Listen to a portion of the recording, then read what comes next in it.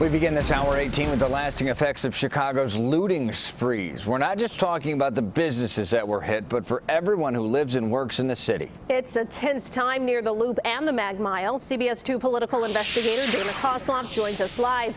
Dana, more problems could lead people to leave these neighborhoods. Brad and Erica, the second ward alderman says many people are on edge and poised to leave, but he says that wouldn't just mean empty units or storefronts.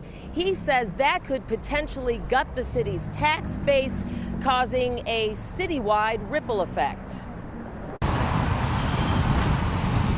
Drive onto the Mag Mile and at first all seems normal. Keep driving and you notice it's anything but. Chicago police cars are parked everywhere, blue lights flashing, stores are still boarded up, all a response to 2 rounds of looting in the past 2.5 months. If it happens a third time, people who are just hanging on to a belief that downtown is still a place to live and shop are going to give up. And we're going to lose people, they're going to move, we're already seeing that start to happen. Alderman Brian Hopkins' second ward includes the northern part of the Mag Mile, but it's not just residents bailing that concerns him. It's the potential for businesses to bail too, pointing out his ward and one other bring in about 40% of the city's property tax revenue every year. So if that dries up, we really have no way to replace it. There's no casino or there's no other magic source, no capital asset that we could sell that's going to replace the loss of our property tax base. And that's how a city begins to hollow out at its core.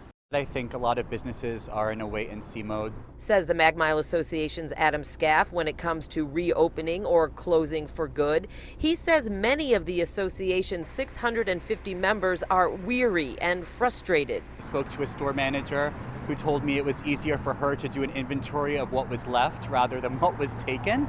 But Scaff says many retailers want to stay in business, and not all residents are on edge. Miriam Bamani lives in Streeterville. She has no plans to leave, believing looting is just symptomatic of a larger problem that needs addressing. When we talk about looting, we need to zoom out and look at the full picture of what that really means, what the policies are that are in place. But Alderman Hopkins says the mayor and police need a tactical, surgical approach to make sure it doesn't happen again. We have 2 strikes against us, a third strike and we're out. However, Hopkins says he is seeing signs, specific signs, that both CPD and the city as a whole are taking those steps to prevent and plan for any looting to not incur any future property damage. And he also believes, though, conversations about solving inequality concerns need to take place simultaneously. Erica?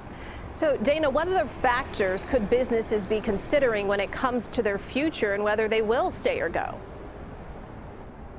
Well, you know, Adam Scaff with the Mag Mile Association says that property loss, merchandise, that can be replaced. But he says that there is an insurance concern. While insurance will still be intact for these businesses, he says that premiums could definitely rise, and what exactly these business policies cover in the future could change, and that also could impact whether merchants decide to stay or go. Erica? All right, Dana, thank you.